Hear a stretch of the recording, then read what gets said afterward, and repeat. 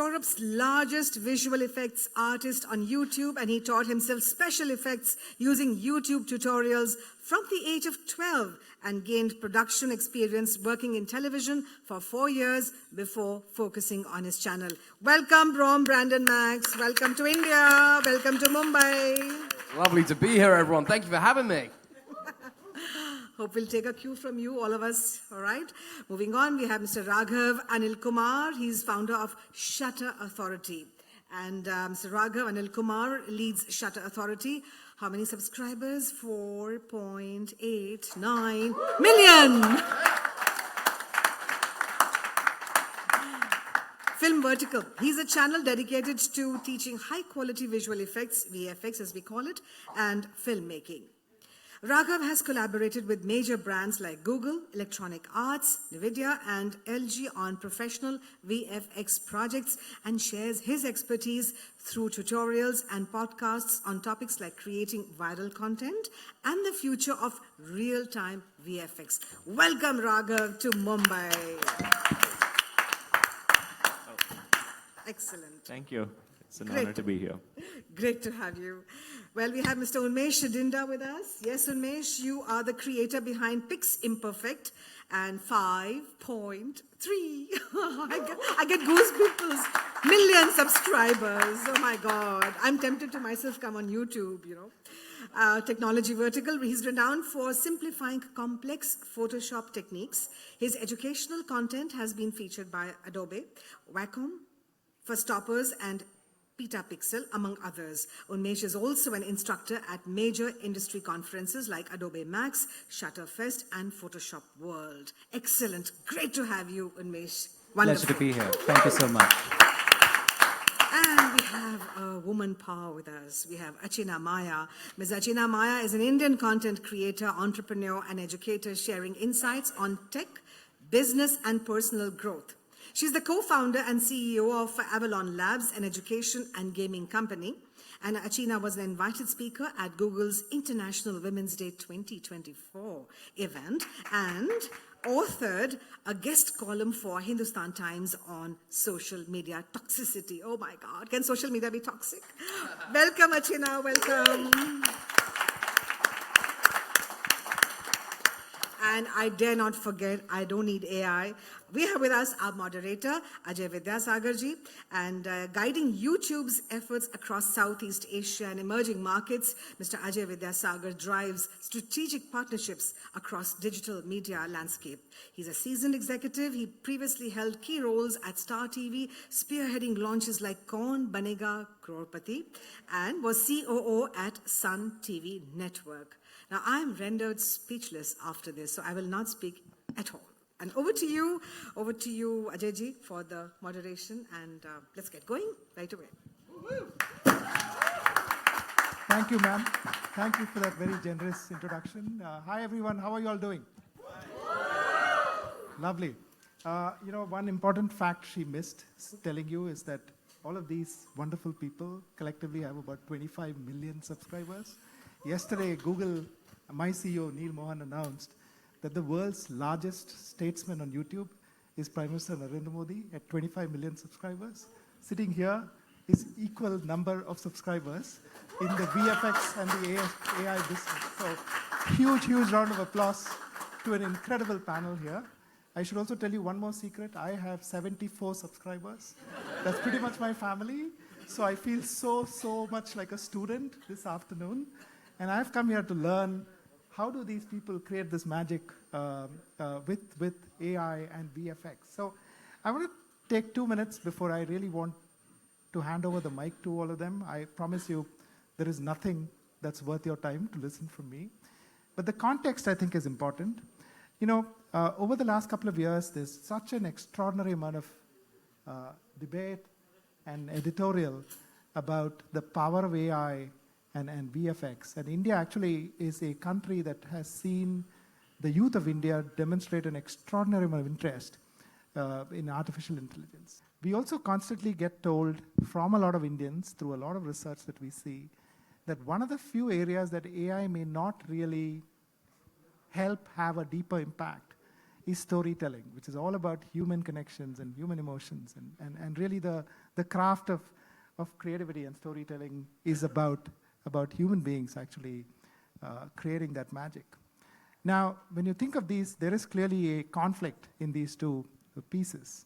But sitting here are a set of experts who really are telling us, how do you really make magic with the power of AI? So that's I think, the context in which we should think about the next 45 minutes to an hour. I'm going to actually just go from Achina onwards to all of the panelists here. For this group, this is a very diverse group, deeply interested in what you're doing. Could you take a couple of minutes and tell us how are you doing what you do with the impact that she so wonderfully explained to this entire group? How are you bringing the power of AI to storytelling? Good afternoon, ladies and gentlemen. It's an honor to be here, first of all. So talking about AI, apart from the channel I run, that's AVTV, we also have a media company that's called EOS, where we push out 100 videos on a day-to-day basis. And that has only been possible because of the two AI tools that have come about in the last 1 year. We've been very strategically using AI as a creative partner, whether it's ideating, whether it's storyboarding, whether it's researching, scripting, creating visual assets, or even thumbnails. I feel like AI can be a great superpower for every single creator out there. Mostly when people start out with content, it's a very lonely solo process. But with AI, you have a thumbnail maker at hand, you have a script writer at hand, you have somebody you can ideate with, somebody you can throw ideas at, and who will give you equally good ideas. Yeah. So that's how we've been using AI through every step of the content creation process. And so you fundamentally helping AI to enhance a level of creativity and then jump to the next level. Yeah, definitely. I feel like it has helped us create more quantity while making sure that we are able to uphold the quality of content that we want to push out. So it's really reduced the time it takes to create the same quality of content. Lovely. Thank you. Unmesh, tell us the magic of what you do. Good evening to the incredible people here. Am I audible at the back? Everything so clear? So I have been teaching Photoshop for a long time. I started using Photoshop when I was 8 years old, and I've been teaching that exactly for 8 years. My channel is completing 8 years very, very soon. And no, that doesn't make me 16. As far as AI is concerned, what can I say? You never know. Whatever I'm saying right now, I may have looked that up in ChatGPT, or maybe the questions you're asking may have been from ChatGPT. We're not sure, I'm just kidding. But a lot of us are using AI as the almighty assistant, and I'm no exception. Whether when you have YouTube brand deals and you want a second look at the contract, you give it to AI. Or you need some ideas for a new video, you give it to AI. You need some editing done on the AI side, you need some assets, you use AI.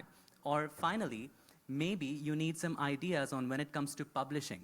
And one thing that I use from time to time, let's say you're publishing an article or a video, and you're confused about what title will get the most clicks and attention, you can ask AI, all right, give me 10 suggestions of what I'm about to do. And then when you have those 10 suggestions, I ask for, all right, rate them on a scale of 1 to 10. Then I have an even greater idea. So I use it in every aspect of content creation and beyond, even in business as well. And we can get to that later. Beautiful. Raghav, you should go next. My name is Raghav, and I have a YouTube channel where I make action videos that feature a lot of visual effects. So it's basically like things that you would see in a big blockbuster movie. A lot of monsters and robots and different kinds of worlds and all of that. And I'm trying to do all of that by myself at home with a few friends of mine. And I've been doing this for a long time. I started my YouTube channel in 2006, before even Google bought YouTube. And so I've really started with very primitive tools with VHS camcorders and have seen how technology has evolved. And now we're at a stage where it's like, hey, I look at a movie scene and it's like, hey, that is really cool.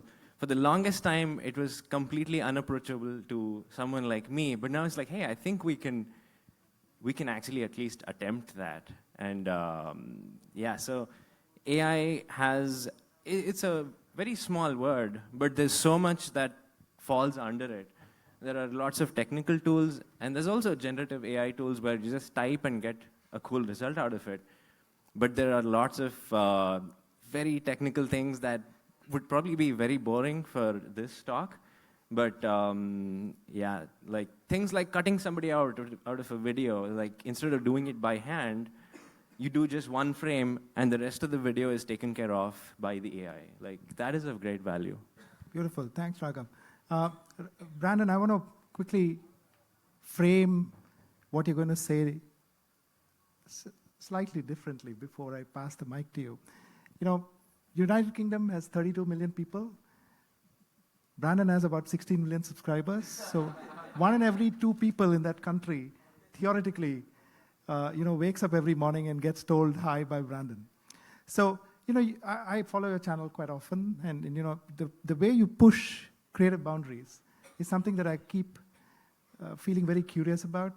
And I'm going back to the core of this question that we started the debate with. Creativity and storytelling and AI, are they two separate pieces? How do you see them actually coming together? Hello, everyone. It's an absolute pleasure to be here. First of all, thank you for the lovely intros. It's a really interesting question, and it's something I think about non-stop. Honestly, in short, I think I'm a little bit bored of the conversation of AI. Not because AI isn't incredible, it's not because it's not going to change all of our lives, because it's distracting us from the real conversation. And the real conversations for all of us as creators is actually, how do we tell great stories? You see, I think the one thing that everyone keeps forgetting is AI doesn't tell great stories. It doesn't make the great stories. It's you guys that do. It's us as the creators. AI is just another tool that we've got in our arsenal, like Nuke, like Blender, like After Effects, like Photoshop. And it's a tool to help us create the story. But the reason audiences watch the videos we make isn't because they're obsessed with the technical prowess of how we got there. They watch it because they want to be immersed in an awesome story. And that's the key thing that we need to get back to and talk about exactly how do we get to the best story that we can possibly tell.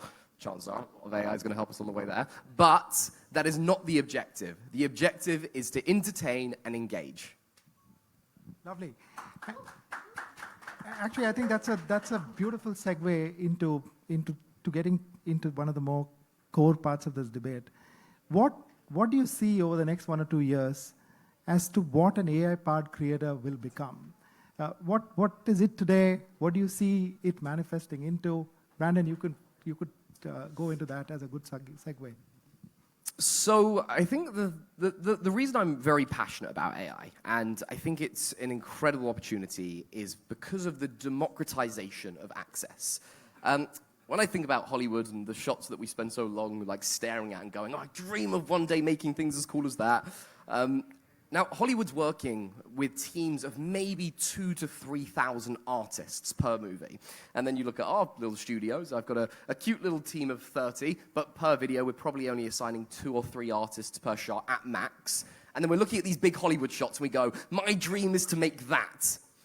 Now, no spoiler, unfortunately, I don't have millions to spend, and I can't assign 2,000 to 3,000 artists per shot.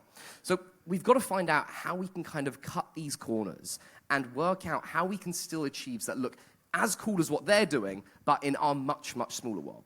Now, that's an example in my scale. I completely understand that most creators don't even have a team of 2, 3 people they can assign to shots. Let's go a layer beneath. We're now entering a world where any storyteller that wants to jump into the space and start creating stories have so many incredible complete generation models where they can jump straight into the storytelling part of the equation without having to worry about the technical skill. I'm sure one thing we can all relate with, when we all one day woke up and we went, at 8 years old, for me it was 12 years old, and woke up and went, hey, I want to tell stories to the world. It was like, okay, well, before you do that, you need to learn hardcore software for the next 5 years just to be able to produce one video. The next generation of storytellers get to jump straight in from the story. I think over the next decade, we're about to see the world's greatest storytellers emerge from all across the world, not just the New Yorks, the LAs, the Hollywoods, maybe the Londons as well, all across the globe, because suddenly where you're located doesn't restrict the access to the stories you can tell. And with, of course, YouTube being the largest platform on people's TVs, we've got our distribution for free to tell our stories on the world's biggest stage. Beautiful.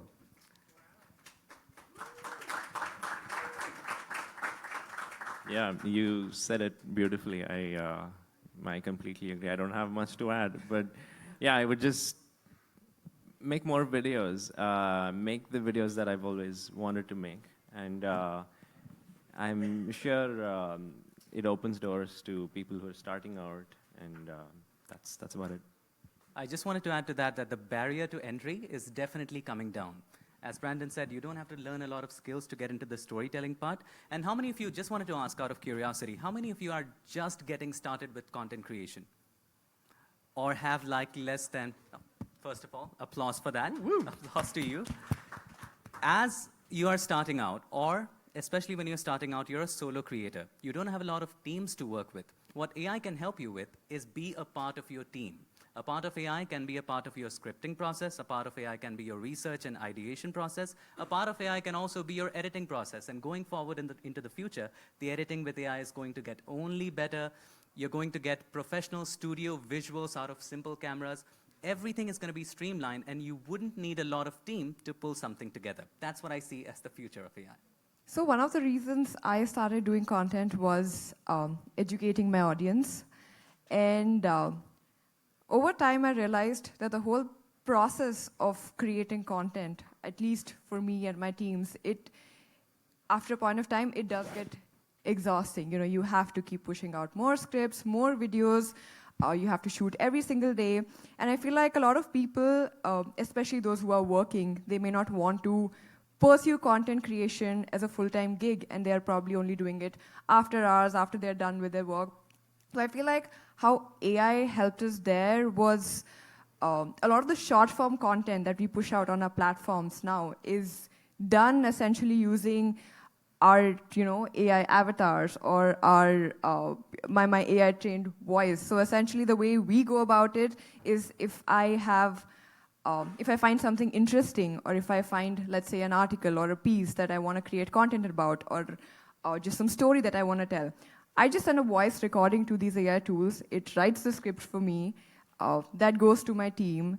And then my team essentially uses the AI avatar that we have created and the AI voice that we have created, which is essentially me itself. And then they create that content without me having to show up every single day.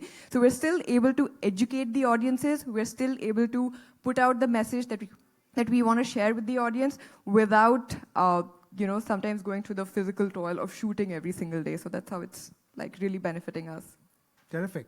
I want to just quickly jump into a lot of what you said was really about how you leverage the richness of the toolkit that AI provides you. There's a lot that's come out into the market over the last 12, 24 months. Given how prominent your work is, I want to actually start with you, Brandon. Could you talk to us about one or two deeply practical experiences where you've used AI to do something very transformative? And if you could share with this group one or two examples of what has been your most exciting piece of work that you've actually leveraged the richness of AI. So I think I'd kick off, of course, with Veo. So Veo, for anyone that doesn't know, is Google's video generation model, and it is absolutely stunning. There was a period of time where I think all of the different companies working on Gen Video were all kind of competing with who could get their video model out first and best. And there was this day where I think OpenAI dropped theirs, and I think it was the next day Google dropped Veo, and it just blew everything out the water. I think there was this common complaint with AI that, that gen models are like lifeless and soulless. And then suddenly Veo 2 came out. Keep in mind, we're on Veo 3 now. Veo 2 came out, and everyone went quiet.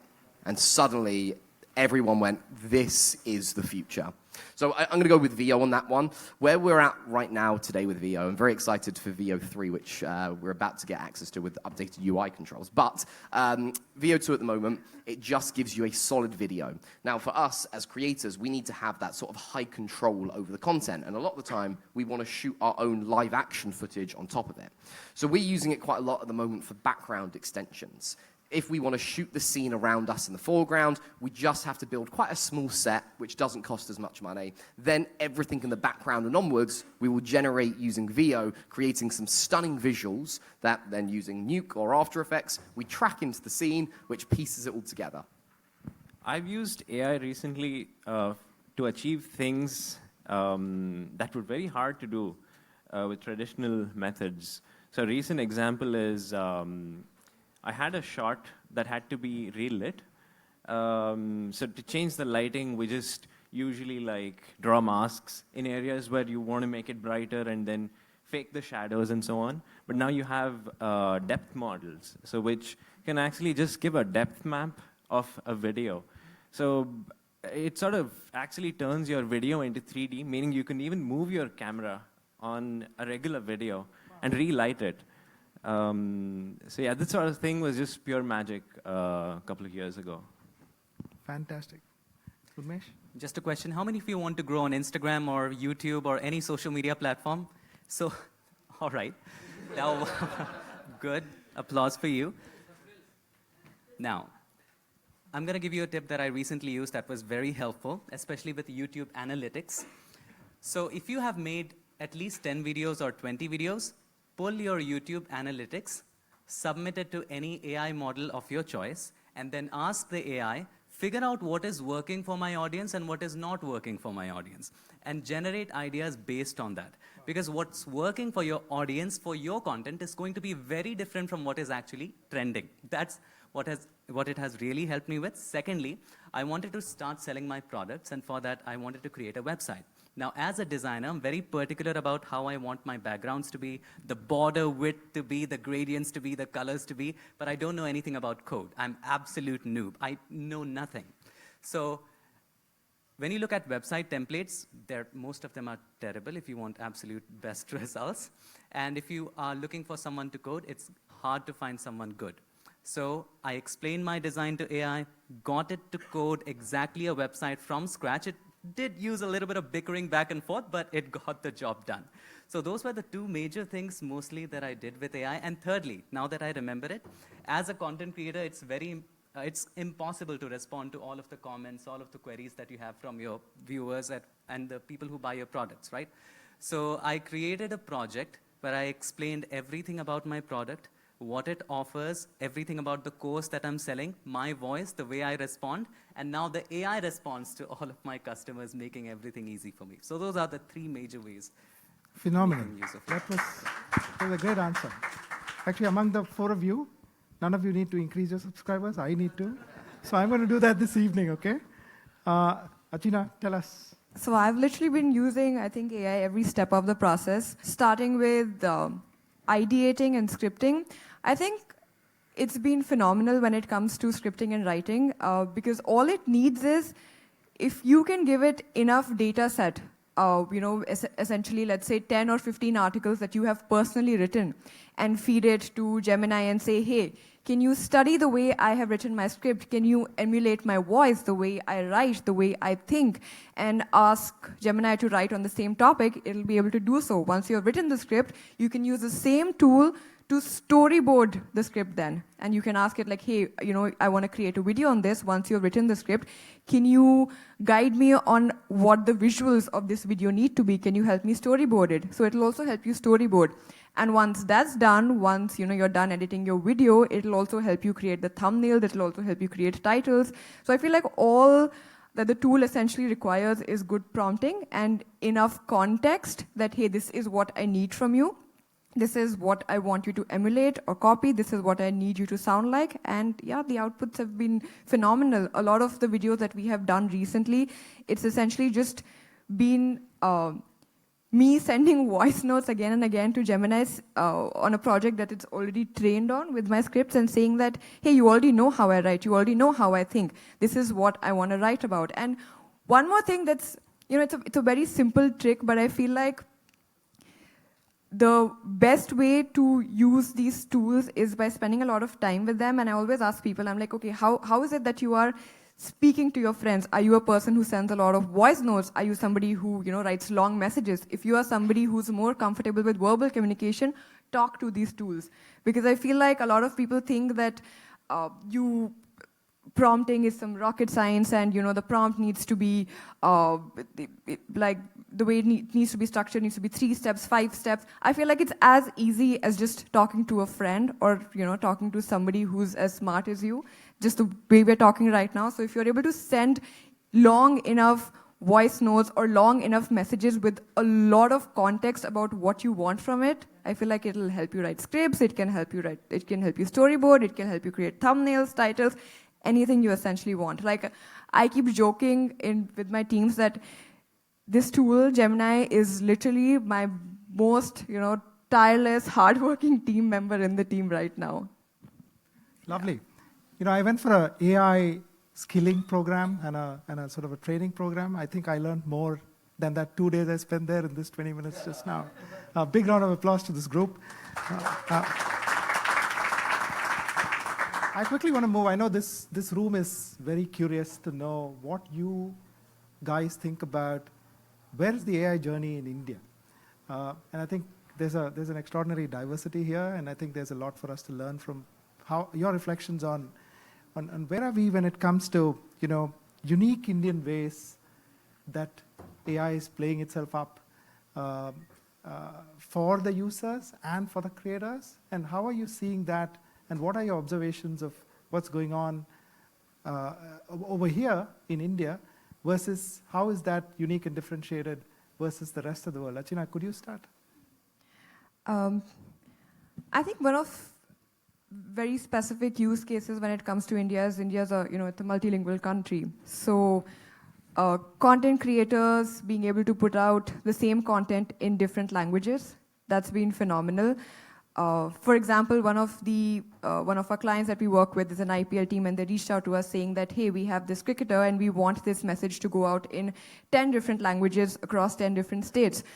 And before, that would have been impossible because it's very tough to get these cricketers time. But now with the AI tools and the audio models getting so good, with the wave to lip models getting so good, it took us less than a day. So I feel like just the ability to create content across different languages, that's been phenomenal. I wish I could use AI for language translation. Since I'm using and teaching Photoshop, the translation isn't going as good. If I'm going to, let's say, go to File, Save As, it's saying, File mein jaake usko bacha le. So anyway, I'm not able to use it that way. But the way I'm seeing Indians using AI, apart from the memes, which is a completely different conversation, is you're not limited by the kind of gear that you're using. So you don't need to have a very expensive camera like that gentleman is using right there. You can use your phone. You can use an even 1.3 megapixel camera like you had 15 years ago and still come up with good footage because there's upscaling happening. There's background change happening. Even Google's technology is releasing something like that. So from my end, what I'm seeing especially is in India is the limiting factor in terms of gear is definitely going away. Thank you. Raghav? For the longest time, because of India having so many languages, and I didn't know to whom I wanted to make these videos for. So I would just avoid talking at all. So it would be mostly just visual content. But now I think I can just include as much dialogue as I want and have AI do all the translation and the lip reanimation and all of that, so that the viewer can watch it in their language. Thank you. Brandon? It's actually a really good point. So up until now, all of the content I've ever created, I try and have no language in it. My goal is to create universal content. I want everyone to be able to watch it and understand it. And the way we've achieved our storytelling is just through visual storytelling. Because no tools like we have today have ever existed, I think going back to our very first topic of, deeper storytelling and building that connection and relationship with audiences, there is only so deep and so far you can get without language. And to really get into the depth of a character, you need that missing element. So I'm very excited to start using all of these new tools so it can start building that deeper relationship. India is actually my biggest demographic across our audiences, which is why I'm very excited to be here. So I'm excited to build those deeper relationships with my Indian audience and start creating content in Hindi and the rest. Lovely. Brandon, I'll actually throw the next question to you.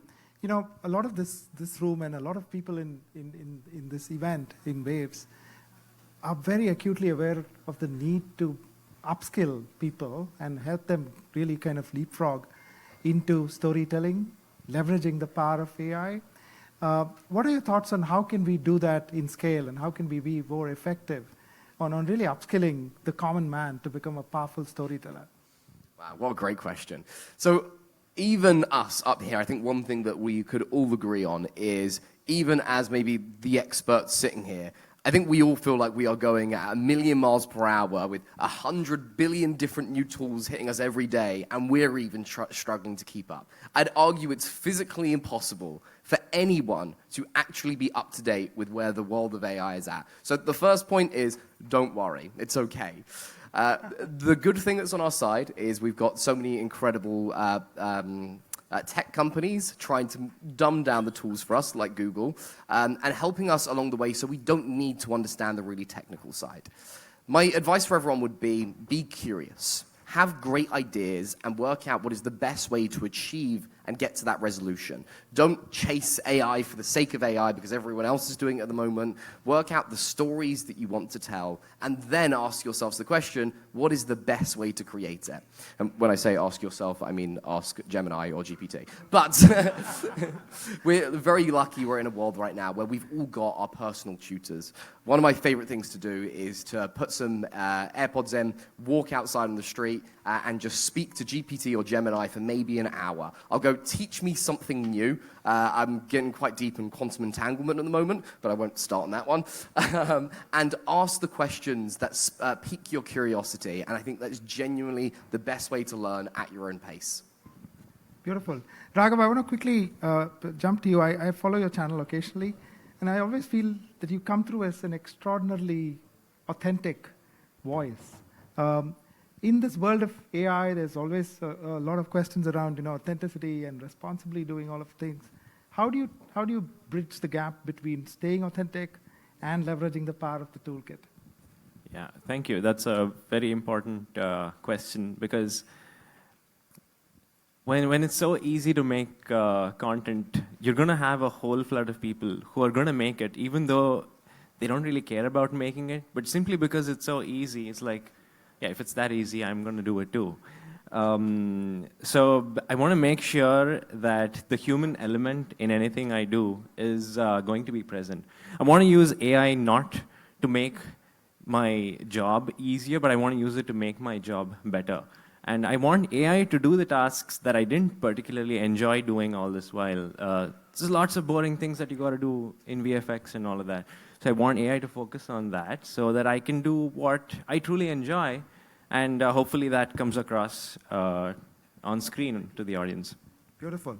And I want to now open up to the four of you on one question. Like, if you look at the industry, the tech industry, the venture capital industry, and the whole creator community,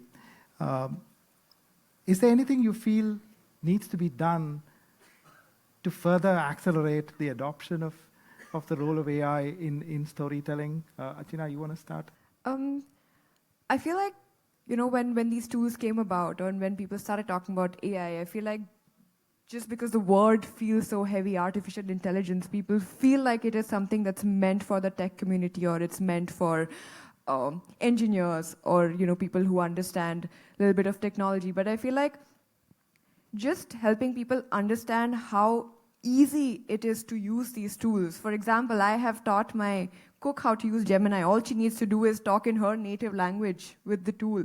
So I feel like helping people understand how user-friendly these tools are, and helping them adapt into their day-to-day lives instead of specifically only and only using it for work.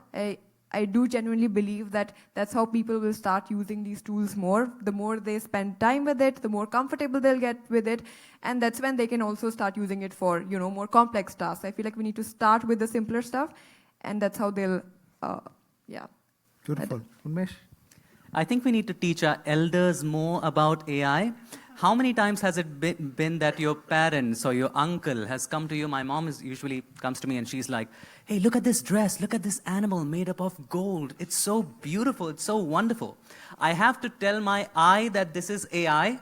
So, in other words, I have to tell my mom, listen, this is AI. The other day, my dad came in and he was so excited. There's this new biopic coming for Kishore Kumar, and Aamir Khan is playing the role of that.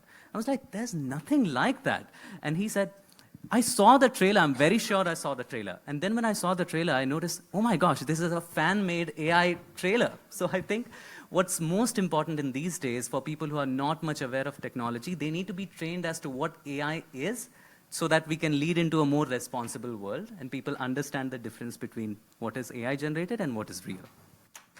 Great point. Raghav, do you feel the industry is doing enough of what Unmesh just said? Not yet. There's a lot of excitement around what AI can do, but I think we'll eventually have to figure this out because otherwise it's going to just go out of control. Brandon, your thoughts? It's a hard question. Look, honestly, right now, I'm very grateful I've met so many incredible people that are trying to solve that exact question. The honest answer is I don't know. I know there's lots of very, very smart people all trying to work out the answer to that question, and thankfully, it's their job to do it and not mine. I'm very excited about the excitement of AI, and I'm very excited about how many people are adopting the tools. I think you've made a very good point. I actually managed to teach my granddad how to use Gemini, specifically so he would stop asking me how to use his smartphone. And I haven't had a single question since. So it does work and it is possible. But I think all in all, as much as we continue to chase these new tools and help and level up the content that we create and the stories that we tell, the most important thing as a whole is staying curious, constantly exploring these new tools and where they can take us, but remaining true to our core of working out how we can tell the best stories possible. Beautiful. I'm going to open to the audience if you have one or two questions to ask, and while you go for it. There's a bit of talk that we could probably regenerate or resuscitate actors of yore. We could talk about Gregory Peck and say a Dev Anand, a Jack Wayne and a James Dean, all acting together in the same movie. And they reconstruct it with the training data of all the films that they've made in the past. Who will then control that? What will be their dialogues? And who should be kind of steering that? It's a lot of cultural treasures which are dear to many countries. If AI, somebody sitting in some remote island puts together a movie, should that happen or how should it happen? Any thoughts on that, please? I would say, there are many industries, the motion picture industry, the movie industry, they've been through this journey where, there is a piece of inspiration and that further inspires creativity. And I think we are in a very early stage of this entire AI journey. A lot of the protocols are getting written as we speak. Like I think what Brandon said right now, we've got very unique sort of cuts of the terms and conditions that each platform has. I think what you're asking is what could be sort of an umbrella on top of that. I would say that we probably haven't got there yet. It's such an early stage. But for all of these new technologies, a uniform, stable, predictable sort of set of standards are critical for the industry to go to the next level. And I think that's probably still work in progress. And good will come through very, very soon is what I would say. Wonderful. On that promising note, we are on time. I learned a lot. Thank you to each one of you. Have a great day.